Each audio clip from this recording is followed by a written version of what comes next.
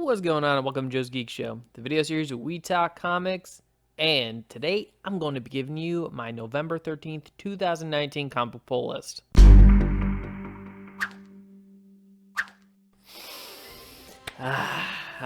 Yes, I can smell those brand new comics just waiting, begging for me to turn those pages and read these awesome new adventures that came out this week. And like always, I've classified these books from DC to Marvel to small press, and let's get started.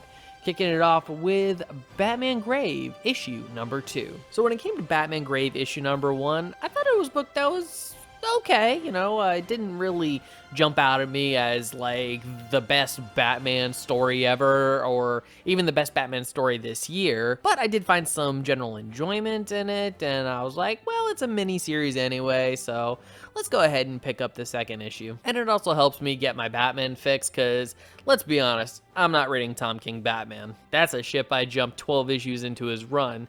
Now, I definitely can't wait for Tynion to get on the Batman book, because at least at that point, I'll know that the Caped Crusader has a fighting chance of getting some good stories in the main Batman title. And also, Tomasi's doing good on Detective whenever I do read a detective book. So there's that too. Next up, we've got The Flash, issue number 82. So last issue was the conclusion to Joshua Williamson's Death in the Speed Force storyline. And now the remainder of the Flash run will be focused around, it looks like, Captain Cold and the Rogues to conclude the Year of the Villain storyline that's being primarily portrayed within the pages of Justice League. But we also get these nice little sprinkles of villain books, which suspiciously reminds me of the event Forever Evil, where not only did you have the main title book, but you had the villains also for one issue taking over the hero books. Like if you read Green Arrow, well, you got a Count Vertigo book. If you're reading any of the Batman books, you had Joker, Ra's al Ghul, Poison Ivy, Mr. Freeze, so on and so forth. I actually got quite a few of those books. Boy, I just got way off topic there.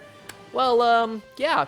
The Flash, which now leads me to Tales of the Dark Multiverse, Blackest Night, issue number 1. The twisted spin on the Blackest Night, which is definitely intriguing because I want to know what the mysterious changes are to the Blackest Night storyline. But I think the biggest mystery of all is, why aren't the letters on the cover green? Blackest Night is a Green Lantern story, and the letters on the main cover are blue. It's a nitpick, I know, but I'm just throwing it out there. And the last of the DC books that I picked up today isn't actually a new comic book. It's something that came off the back shelf, because every once in a while, I will get the back shelf behind the counter books, which are typically the older ones, some of the more sought after comic books. And this one, I guess, isn't too sought after, but it had the Flash on it, so I'm like, yeah, I'm just gonna grab that. And that's World's Finest presents Superman and the Flash, issue number 198,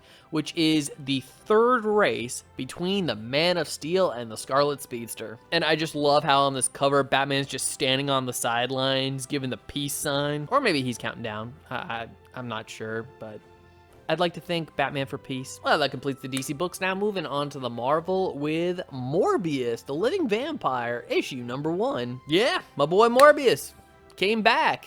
So, I mean, Blade got a reintroduction some time ago. He's in the Avengers now. He's on that Strike Force team.